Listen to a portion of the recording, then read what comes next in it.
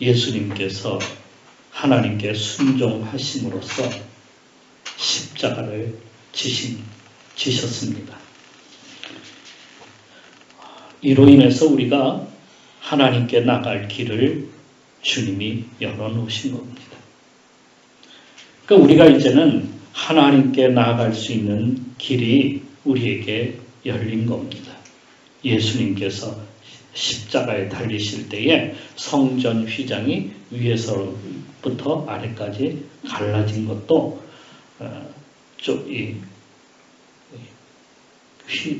둘로 나눠졌지 않습니까? 이로 인해서 우리가 그 국률하심으로 인해서 보좌 앞에 설 수 있는 그런 성도가 되었다라고 히브리서 4장에 말씀하고 있습니다. 십자가로 우리가 하나님께 나아가는 길뿐만 아니라 또한 이웃과의 관계도 열어놓으셨습니다. 십자가 앞에서 예수님께서 화해를 이루게 해주셨습니다. 거짓 증거로 십자가에 못 박고 조롱하는 자들까지도 예수님은 십자가에서 저들을 용서해 주옵소서, 저들이 하는 것을 알지 못합니다 하시며 기도하셨습니다. 모든 사람들은 자신들이 뭘 하는지 모르고 이웃에게 상처를 주고 이웃에게 해를 끼칩니다. 우리 모두는 다 이웃이에요. 그래서 10계명에서도 제9계명에 뭐라고 말씀하고 있습니까? 내 이웃에 대하여 거짓 증거하지 말라. 이웃에 대하여 거짓말하지 말라. 이웃관계가 틀어지고 상처 주고 해를 끼치는 것이 거짓으로 남을 모함하는 일임을 갖다가 보여주고 있는데요. 그러니까 이웃과 좋은 관계를 열어가려면 거짓말하는 것을 버려야 돼요. 거짓 증거로다가 남을 모함하는 그러한 일들을 버려야 돼요. 오늘은요, 9째 계명인 이 내 이웃에 대하여 거짓 증거하지 말라라는 말씀을 가지고 하려고 하는데요. 사실 9계명과 10계명이 비슷해요. 이웃에 대한 말씀이죠. 그런데 9계명은 말로 상처와 해를 입히는 것을 말하는 것이고요. 10계명은 행동으로 이웃에게 해를 입히는 것을 말합니다. 그래서 오늘은 말로 해를 입히는 것에 대하여 말씀을 드리려고 하는 거예요. 어떤 마을에 남의 말 좋아하는 4명의 신사가 있었습니다. 이들은 사회적 지위를 가지고 있었고요. 교회에서도 중요한 역할을 하는 그러한 분들이었어요. 하루는 법원 판사로 재직 중인 신사가 말합니다. 나는 요즘 술을 너무 좋아해. 그랬더니 며칠 후에 그 마을에는 글쎄 아무개 판사가 알코올 중독자래 하는 소문이 퍼져나갔습니다. 어느 날 고등학교 교장 재직 중인 신사가 말했습니다. 나는 요즘 자주 고스톱을 친단 말이야. 그랬더니 며칠 후에 마을에는 글쎄 아무개 교장이 공금으로 도박을 한대 하는 소문이 퍼져나갔습니다. 또 어느 날 마을의 유명한 의사인 신사가 친구들에게 다음과 같이 말했습니다. 요즘 나는 우리 병원 간호부장이 사랑스러워 보여. 그랬더니 며칠 후에 마을에는 아무개 의사가 유부녀와 바람이란대. 이렇게 소문이 나기 시작을 했습니다. 마지막 친구는 마을 최고의 실업가인인데 그는 자신의 약점을 친구들에게 고백했습니다. 나는 요즘 입을 가만히 두지 않는 습관이 있단 말이야. 이 한마디 말, 이게 엄청난 결과를 갖다가 초래했다는 그런 말을 하는 그러한 이야기입니다.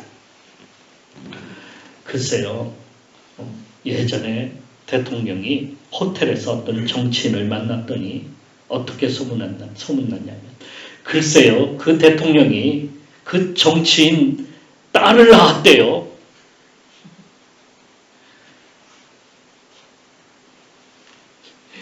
희한한 소리다 했죠. 또 어떤 대통령은요, 술을 좋아한다고 했더니 그 대통령 알코올 중독자예요. 그래서 술에 취해서 계엄도 했대요. 이렇게 소문이 나는 거예요. 심리학자에 의하면 사람은 하루에 3만 마디의 말을 하면서 산대요. 이 3만 마디 말 가운데 거짓 없이 진실되게 말하는 것이 얼마큼 될까요?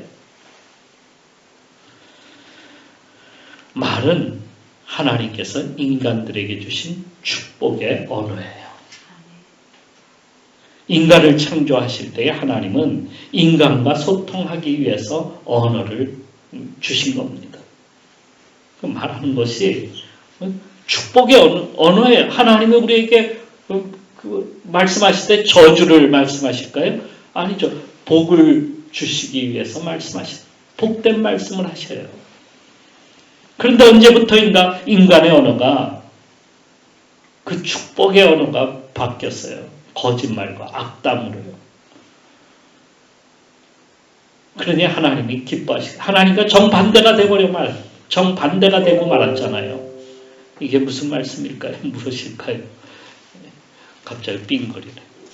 정신 차리서 좀 해줘요. 아담과 하와가 범죄하고 난 후에 하나님이 아담을 찾게 되자 아담이 뭐라고 이야기했냐면 하와로 인해서 선악과를 먹게 되었습니다. 좀 거짓말이 아니겠습니까 이게? 하와도 마찬가지예요. 뱀이 깨어서 먹었습니다. 누가 먹은 거예요? 자기가 스스로 결정해서 먹은 거지. 왜 남 핑계를 대며 거짓을 말합니까? 그것도 거짓말이라는 것이죠. 범죄의 시작은 어디서부터 시작해요? 거짓말로부터 시작이 되는 거예요. 이것은 사탄 마귀가 주는 겁니다. 그래서 요한복음 8장 44절에 이렇게 쓰고 있어요. 그는 누구냐면 이 마귀는 처음부터 살인한 자요 진리가 그 속에 없으므로 진리에 서지 못하고 거짓을 말할 때마다 제 것으로 말하나니 이는 그가 거짓말장이요 거짓의 아비가 되었습니다. 거짓말을 누가 퍼뜨린다고요? 처음부터 사탄이 마귀가 우리 가운데 거짓말을 넣어주기 시작하는 거예요. 그러니까 우리가 거짓말로 남을 속이고 이웃의 아픔을 주고 상처를 주는 것은 우리가 마귀가 인간에게 그러한 것을 허락함으로써 줌으로써 인간을 병들게 하고 불신을 주고 영혼을 망가뜨리는 그러한 일을 하게 되었다는 겁니다. 그러기에 이웃과의 관계가 회복되려면 어떻게 해야 됩니까? 먼저 거짓을 버려야 합니다. 거짓말을 우리 입에서 나오는 거짓을 버려야 돼요. 우리 사회에서 가장 만연되어 있는 죄악의 하나는 바로 거짓말입니다. 우리 요즘 거짓말이 너무 많아요. 위로서부터 아래까지. 정치가는 거짓말하지 않고서는 정치를 하지 못한다고 합니다. 변호사들은 변호를 위해선 왜곡된 거짓쯤은 아무것도 아니라고 생각합니다. 그렇죠? 세무서원들은 세금을 적게 내도록 하려고 거짓말을 유도합니다. 한 신문 기사에서는 사람들의 90% 이상이 거짓말을 하고 산다고 그렇게 쓰고 있어요. 선이든 악이든 간에 우리는 거짓말 속에 삽니다. 거짓된 세상 속에 사는 거예요. 그러니까 세상이 어때요? 다 가짜야, 가짜. 한때 저는 러시아에 있을 때에 북한 사람들을 가끔 만난 적이 있었습니다. 그들의 말은 90% 이상이 거짓말이었어요. 믿을 말이 하나도 없는 거예요.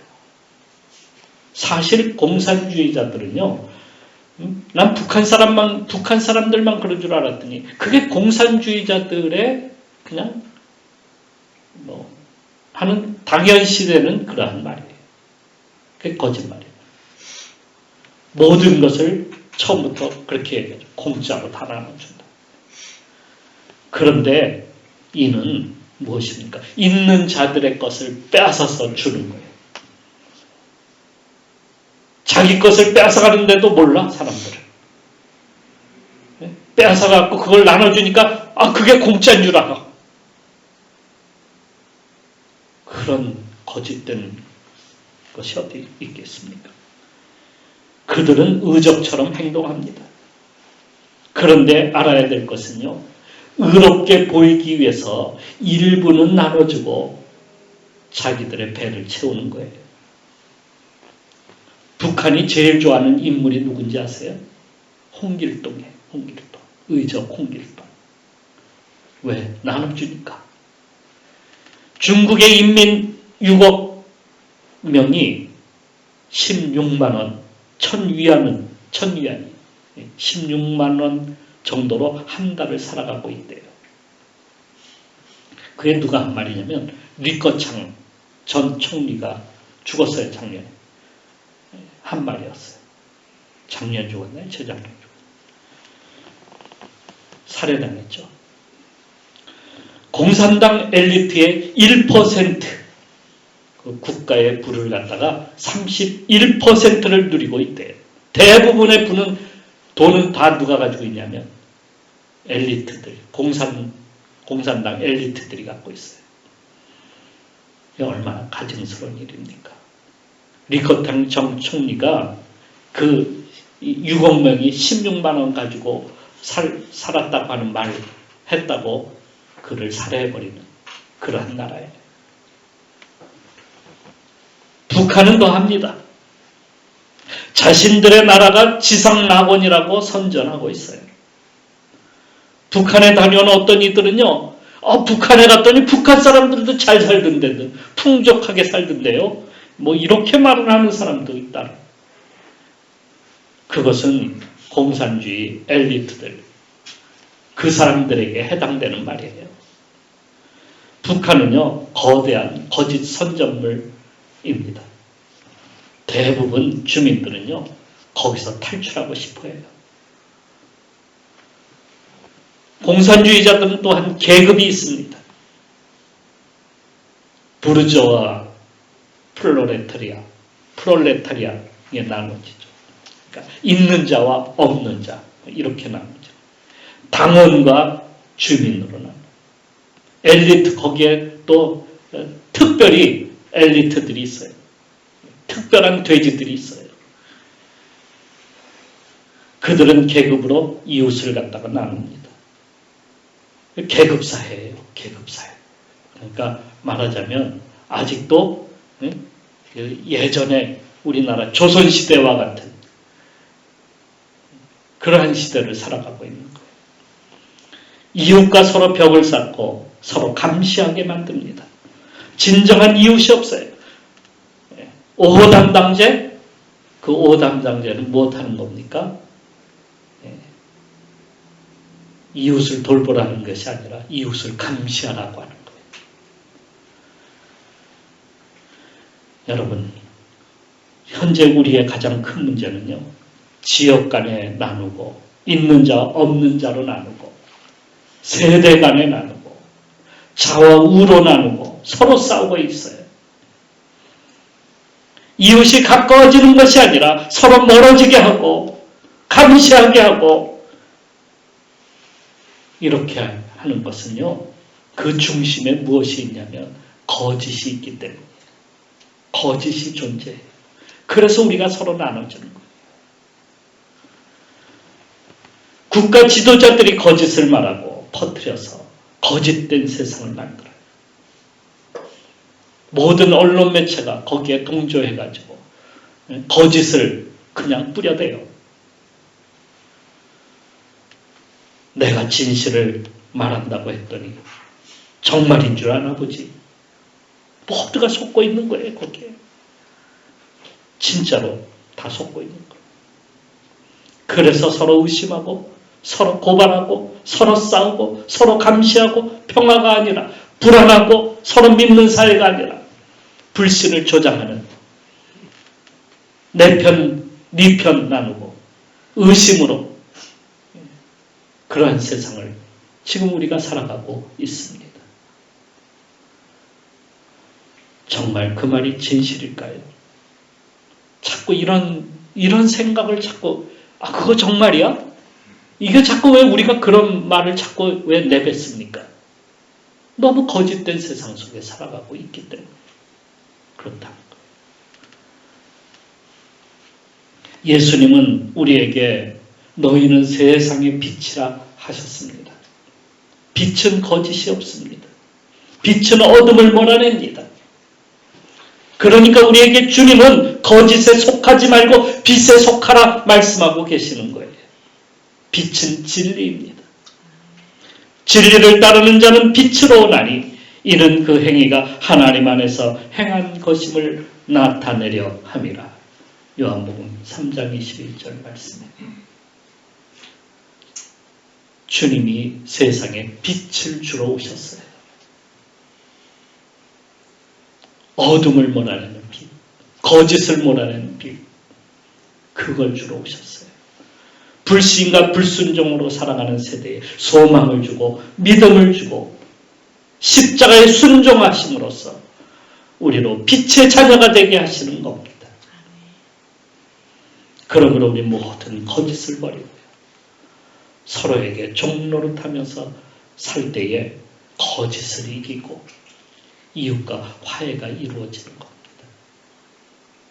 그래서 예수님께서 이 10계명의 이 9계명뿐만 아니라 그 계명을 크게 두 가지로 말씀하고 있잖아요. 하나님을 사랑하고 이웃을 사랑하라는.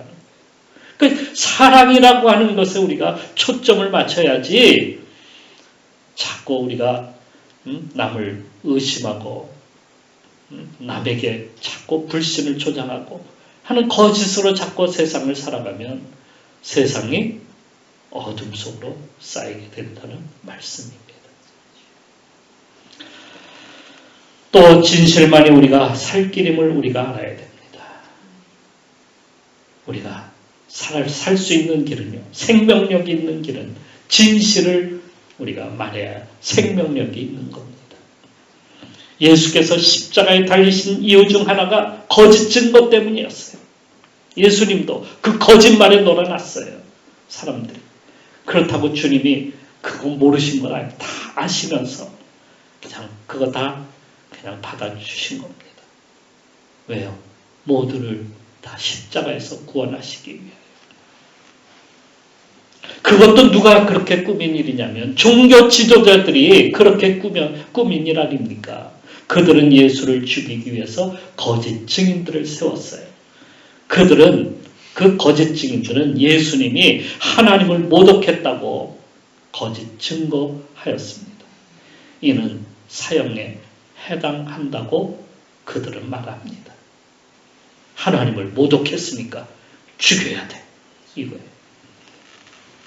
종교 지도자들이 고발했으니 모두가 진실인 줄 알고 있어요.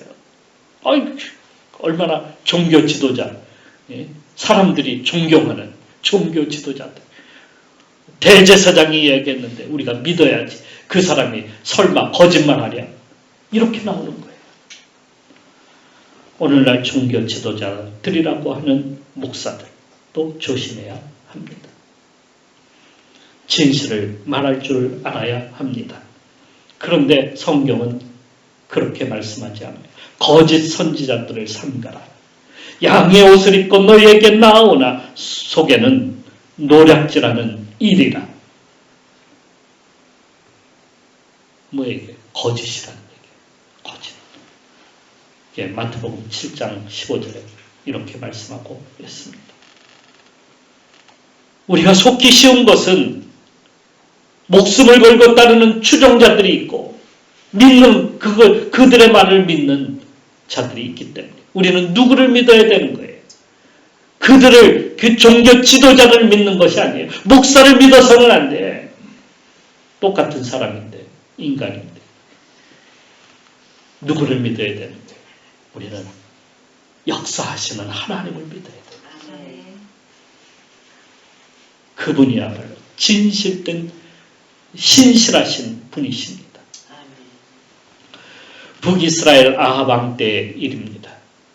아합에게는 바다가 홍해 바다죠.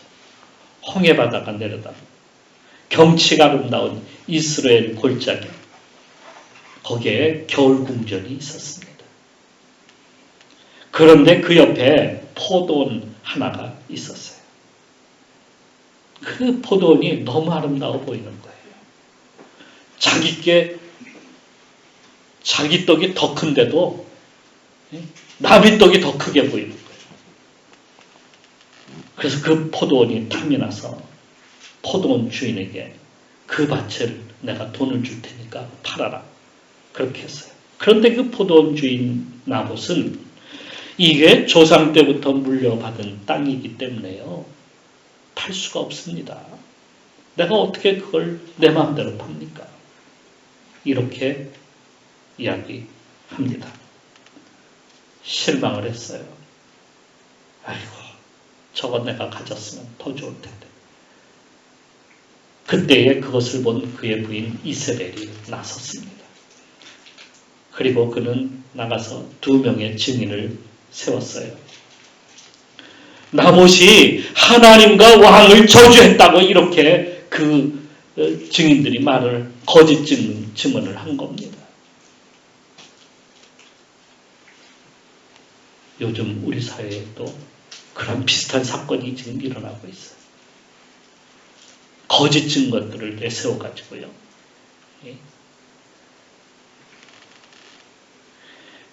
하나님을 저주했기에 돌로 쳐 죽여야 된다는 거예요. 그리고 그들은 나봇을 데려다가 돌로 쳐 죽였어요. 그리고 나봇의 포도원을 빼앗아갔습니다. 하나님은 이것을 기억하고 계셨어요. 나중에 이 일로 인해서 그들은 심판을 받았습니다. 거짓 증거는요, 이웃과 원수가 되게 하는 겁니다. 거짓말로 호리고, 거짓으로 선동하고, 선전하고, 알지 못하는 사람들은 다 넘어가요. 메이저 언론이 그러니 다 그게 맞는 소리지. 대통령이 말했으니까 그게 다 맞는 소리지. 목사가 이야기했으니까 다 맞는 소리지. 그런데요, 우리가 알아야 돼요. 진실만이 살 길이에요. 거기에는 생명이 없어요. 그들에게는. 진실 속에 생명이 있는 겁니다. 잠언서 25장 11절에는요, 이렇게 쓰고 있어요. 경우에 합당한 말은 아로새긴 은쟁반의 금사반이라. 이게 진실을 말할 때 생명이 있고요. 거기에 복이, 축복이 있는 거예요. 오늘 본문 4장 25절 말씀을 보세요. 그런즉 거짓을 버리고 각각 그 이웃으로 더불어 참된 것을 말하라. 참된 것을 말하래. 그래야 우리 이웃이 사는 거예요. 그래야 우리가 사는 거고요. 함께 복된 그러한 삶을 살아가는 거예요. 마지막으로요, 성령으로 새 사람 되어야 합니다. 우리에게는 새 사람과 옛 사람이 있어요. 새 사람은요, 성령으로 거듭난 사람을 이야기하는 것이고요. 옛 사람은요, 성령으로 거듭나기 이전에 살았던 우리의 옛 모습이에요. 우리가 예수님 믿을 때에 우리 속에 하나님의 영이 임하기 시작합니다. 임해요. 그래서 바울은 너희가 하나님의 성전인 것과 하나님의 성령이 너희 안에 계시는 것을 알지 못하느냐. 이렇게 말을 합니다. 그러니까 우리가 예수님 믿을 때 우리 속에 성령이 거하시는 거예요. 하나님의 영이. 우리 속에 임하신 성령은 하나님의 영입니다. 곧 예수님을 따라 살도록 역사하는 영이에요. 예수님의 삶을 보여주시고 예수님의 삶을 따라가도록 도우시는 분이시에요. 그래서 성령을 따라 살면은요, 따라오는 것이 있어요. 그걸 열매라고 이렇게 우리는 부르죠. 사랑과 희락과 화평과 오래 참음과 자비와 양성과 충성과 온유와 절제니 이 같은 것을 금지할 법이 없느니라. 이게 따라오는 거예요. 이게. 그러니까 우리가 성령이 우리 속에 내재하기 시작하면서요, 우리로 이러한 삶을 살도록, 이러한 삶이 나타나도록 역사하시는 거예요. 거룩한 삶으로 천국의 삶을 살게 하는 것 아니겠습니까? 그게 천국의 삶을 사는 거예요. 그런데 옛사람은요, 아직도 우리 속에 있어서 우리로 성령을 따라 살지 못하도록 방해하고 자꾸 예전을 좋다고 하고 유혹하고 거짓을 자꾸 말하도록 만드는 거예요. 우리도 그게 편하니까, 그렇게 살아왔으니까 예전의 모습으로 자꾸 돌아가요. 있잖아요. 운동의 제일 법칙. 자꾸 어떻게 돌아가는 거예요. 돌아가는 법칙이에요. 그래서 우리가 아직도 이웃과 화해하지 못하고 이웃을 사랑하지 못하고 이웃을 용서하지 못하고 살아가고 있는 거예요. 교회 나오는 사람들끼리도 왜 싸우는지 모르겠어요. 서로 싸우고 교회가 망가지고 깨트려지고 자꾸 옛사람으로 돌아가니까 말이에요. 우리가 이웃과 좋은 관계를 이루려면은 그래서 옛사람으로 돌아가지 말아야 돼요. 무엇을 따라가야 돼요? 성령을 따라서 새 사람으로 자꾸 우리가 변해가야 돼요.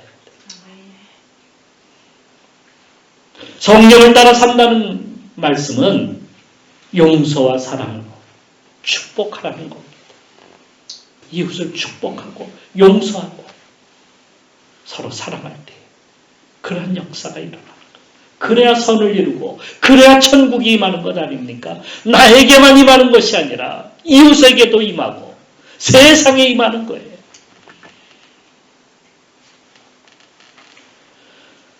자, 우리는요, 날마다 선과 거짓 사이에 서 있습니다.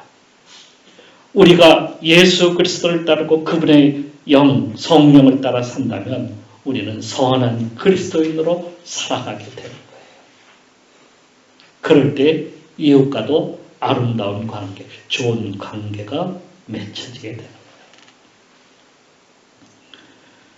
빛된 성도로 우리가 살아갑시다. 그래서 이웃을 축복하고 모두가 선한 세상, 천국을 이루는 변화된 세상을 우리 모두가 살아가시기를 축원합니다. 기도하겠습니다.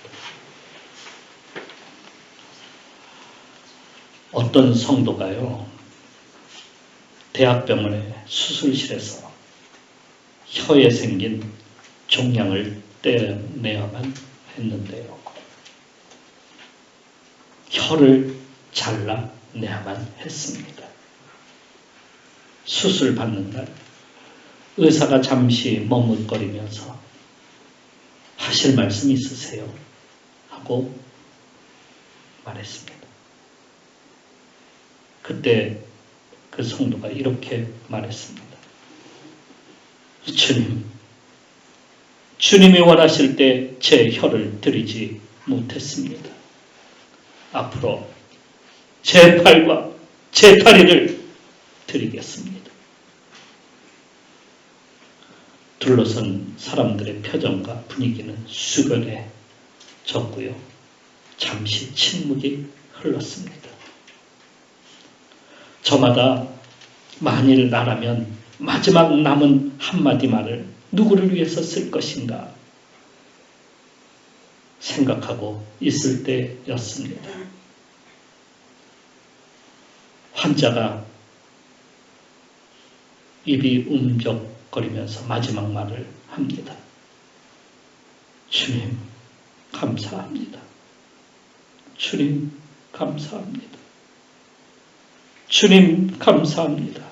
하고 3번을 되풀이하고는요, 눈을 감았습니다. 그의 눈에선 눈물이 흘러내렸습니다.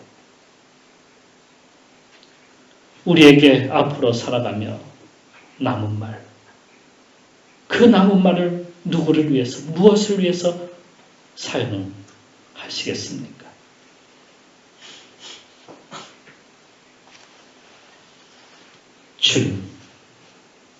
주님 뜻대로 사용하겠습니다. 주님이 원하시는 축복의 말을 하겠습니다. 이 마지막 말을 이웃을 위해서 축복하겠습니다. 우리도 그래야 되지 않겠습니까? 이 시간 주여, 나의 온전한 주님을 위한 말을 사용하게 하여 주옵소서. 우리도 기도하며 나가도록